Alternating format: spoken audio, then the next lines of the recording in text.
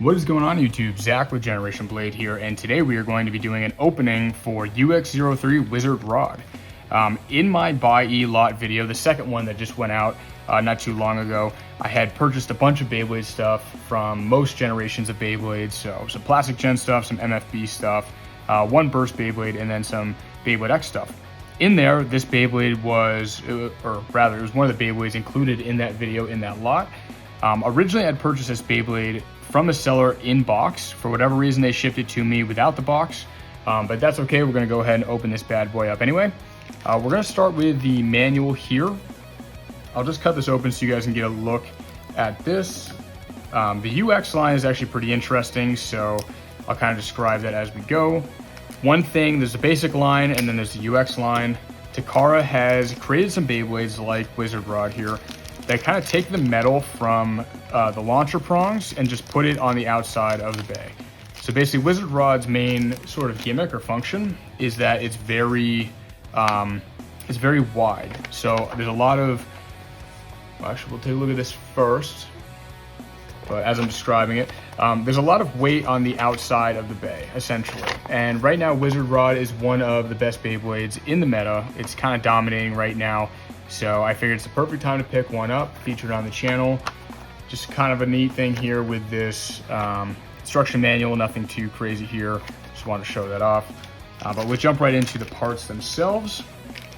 So this is Wizard Rod 570 DB. So this is DB, this is the bit here, this is disc ball. Kind of an interesting part. I'm sure most of you are familiar at this point.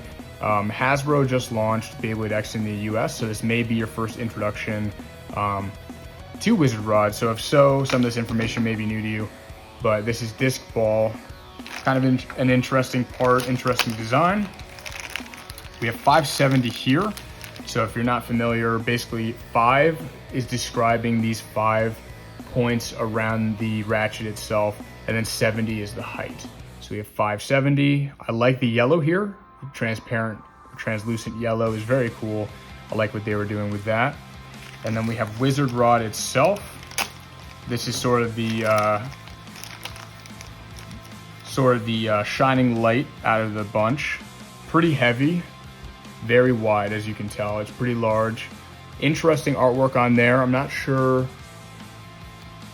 why they chose a wizard, if I'm being honest. The artwork on some of these Beyblades is kind of interesting. They've kind of gone in a new direction, which it's not necessarily bad. It's just, I think the original Plastic Gen series did it best. I think Metal Fight did a great job as well.